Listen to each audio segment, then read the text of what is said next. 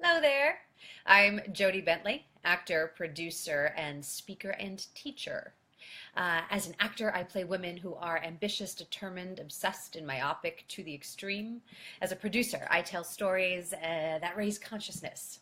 Hello, Caesar! You just had a big booking. Yes. And as a speaker and a teacher, I talk about bravery in business. And when I talk about bravery, uh, in business, I'm referring to the business of acting, crowdfunding, producing, entertainment in general, creative businesses, and the business of life, because we are all in that. Yes, we are. So, to me, ooh, I got a frame.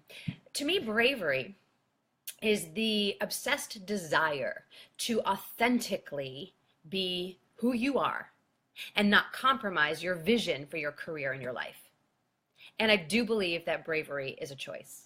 So I invite you to be brave with me. And today is episode 6. Hello, Tony. How are you? Nice to see you. Lenora, you're back.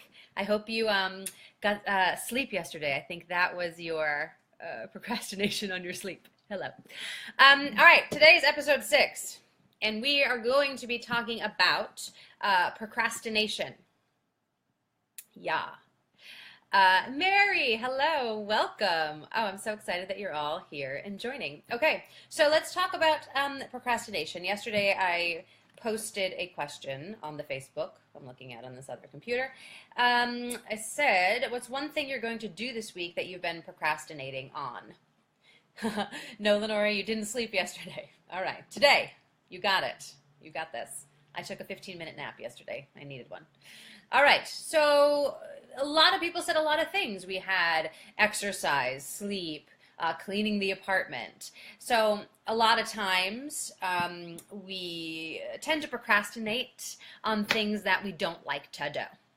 Hence the exercise and the cleaning the apartment. So I know Warren wanted to exercise, Lenora wanted to sleep, Kathleen Murphy Earhart wanted to work out, Sharon was going to clean her apartment. So we have a lot of those kind of things. And other people have been procrastinating on writing, long dreaded cold calls, let's see, submitting to the WGA, working on resume, working on a logo, fixing a tire,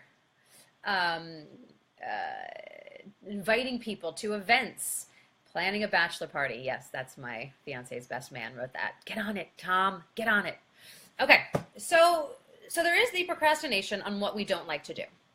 And there's the procrastination on the things that have really high stakes in our lives. And for some reason, we tend to put those last. You know why? Because of fear. Yes, Matt, tell him to get on it. Tell him to get on it. So we procrastinate because of fear. And then all the excuses happen. Oh, well, I didn't get to it today because, Susan called and I had to talk to her for 40 minutes. Or, oh, the dog got sick, so I had to do that. Or, oh, all these other things happened and whatever, right? We start with the litany of excuses as to why we didn't accomplish what we wanted to accomplish. And that task, whatever it is, rolls over from day to day to day, and we continually make excuses on it. And we feel justified in our excuses because all of those things are true. The dog might have gotten sick. Susan did call. All those things happened. But we get to realize that they are excuses. So do you want to make excuses in your life or stand in responsibility for your choices? So, excuses just stroke our ego and make our egos feel better. Lenora, yes, my neighbor's horse went crazy. That's your excuse. It's a good one. I've used that one myself. Okay, so we can either make excuses or stand in responsibility. Take responsibility for the fact that you talked to Susan for 40 minutes instead of 20 and didn't say to her, oh my gosh, you know what? I really get to accomplish this thing today. I get to go. And being a freelancer, working from home, as I do, as I know a lot of you do, it's challenging because people are like, well, you're home. What are you doing? You don't have to go into an office. You don't have a boss breathing down your neck. You don't have to do any of that stuff. And that does become challenging. So it's about standing in responsibility for your big vision, your purpose, your goals, your passion, all of that, and not making excuses to procrastinate, to not do it, to live in the comfortability of fear and not putting your ass on the line. So if you didn't write on the post yesterday about what you are procrastinating, make sure to write it here today as you're watching. So what do we do with procrastination? Yes, we're going to stand in responsibility. We are going to take ownership of that. And I love David Allen's books. I don't know if you've ever read any of David Allen. He wrote a book called Getting Things Done. And in it, he's like, the most efficient way to accomplish things and not procrastinate is either do it, defer it, or delegate it. And he says if you can do anything under 2 minutes, do it. Just do it. You know, sometimes like we have these emails to write, like, oh, all these things I have to do. How long is that going to take you? If it takes under 2 minutes, write the freaking email. It doesn't have to be a novel. You know what I mean? So if you can do it in under 2 minutes, do it. Defer it. So if there's something that there's no time to accomplish right now, or it would be better to do it on another day, or you get to check with someone first, whatever it is, defer that, but then schedule a time to do it later. And finally, the last thing is delegate it. And perhaps, you know, cleaning the house and doing those things, you can hire a cleaning lady and delegate out some of the things that you've been procrastinating on that you don't particularly care to do. And that will free up time for you to actually focus on the most important things for you to be accomplishing. So that is always a rule that I live by, the do it, defer it, and delegate it. And I think it was 2 years ago, I took a weekend and went away by myself. Things had started to not feel joyful in my life. And so I wanted to just examine the different facets of my life as an actor, as an audiobook narrator, doing voiceovers, commercials, you know, all of those things.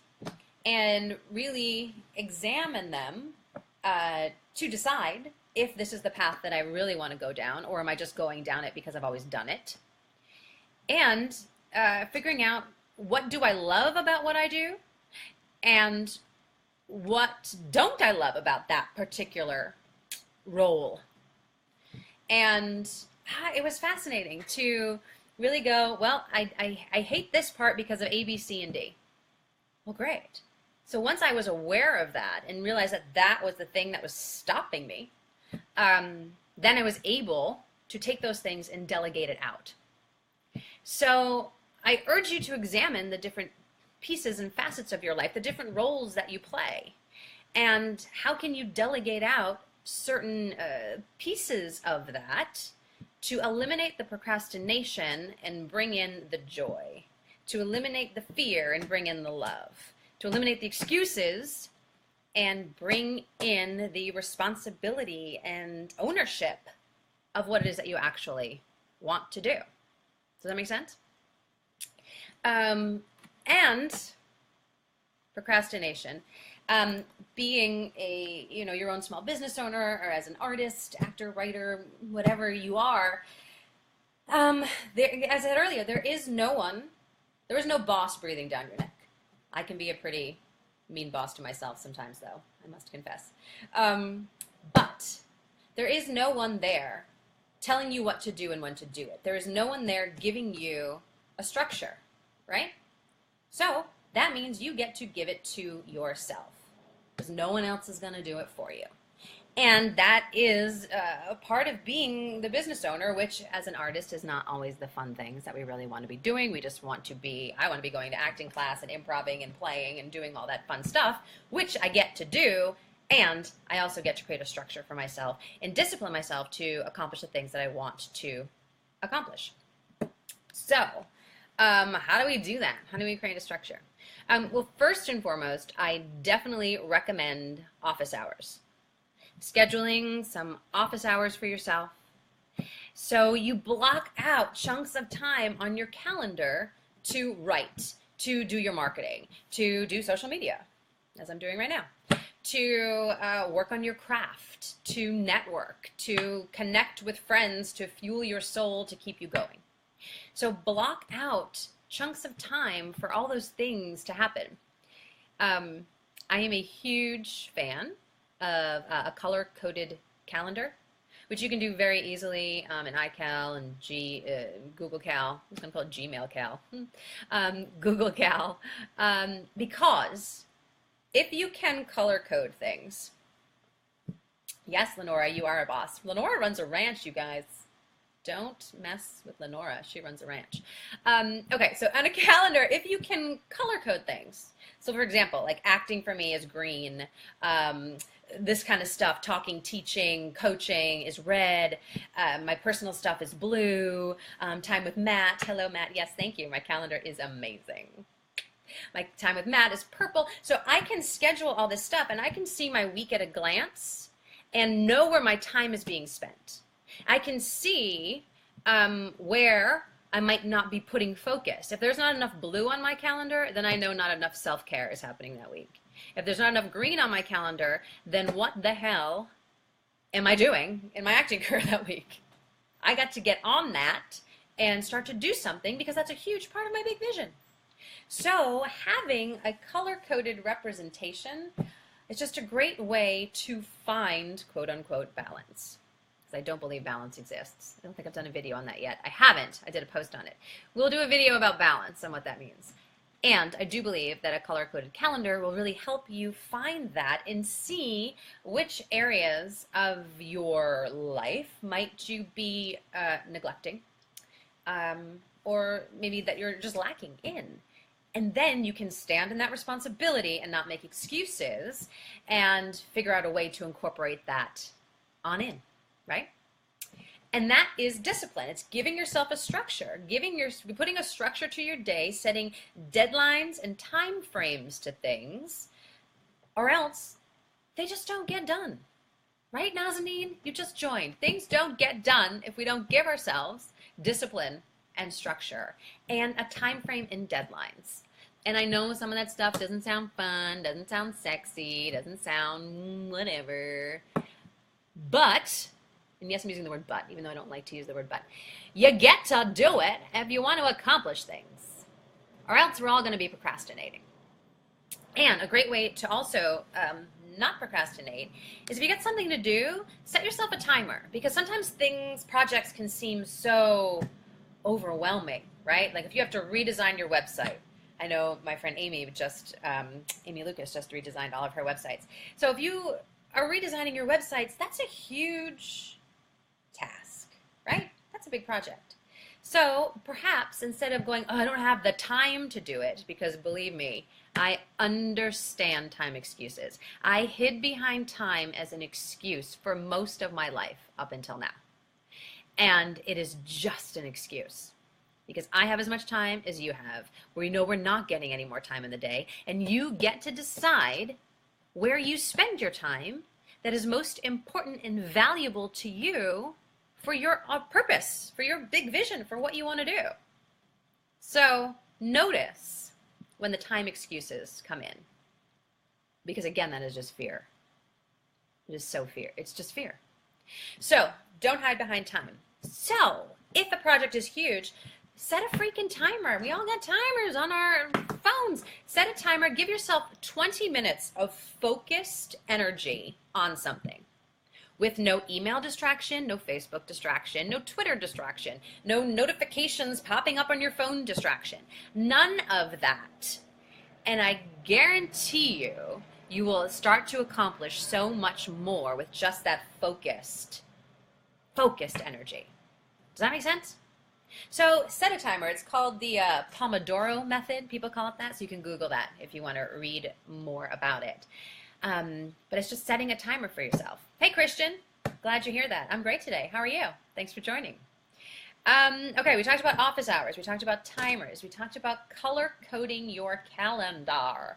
And all of that stuff is really just going to start to give you a structure that you can jump from. Because being your own small business owner, being an artist, again, with no boss over your head, being your own CEO of your company, can feel chaotic.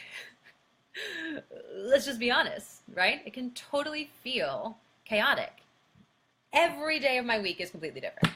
every day. And the entire schedule that I planned for tomorrow, when my manager calls today with an audition, so call with that audition, is going to completely shift. It's going to completely shift. So that is one thing to embrace in terms of being your own business owner, is that things are going to change all the time. So because of that, because we know things are going to change, a lot of times we don't commit. Well, I'm not going to commit and put that in my calendar because what if? I'm not going to, schedule that coffee because what if?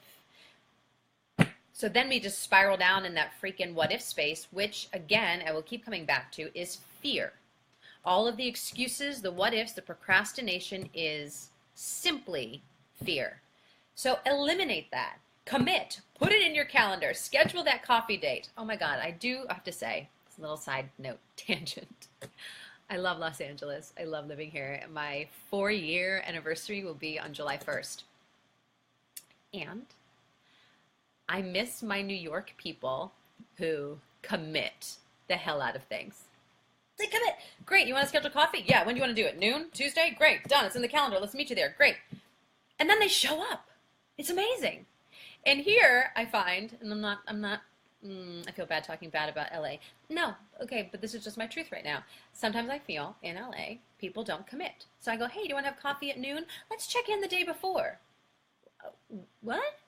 The day before, my schedule's already going to be booked for that next day, right? It's because people are afraid to commit because they're afraid to miss out on something else. Or, and I've noticed this with like networking events and parties, people won't commit because they're afraid that they might miss out on something better.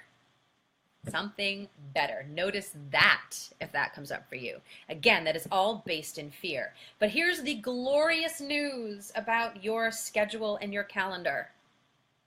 You get to change it. You get to move things. You get to shift things depending on other stuff that's coming in your life. But you get to be proactive and reactive. Being proactive is scheduling time, is putting things in your calendar, is setting aside time for the priorities of what you want to accomplish.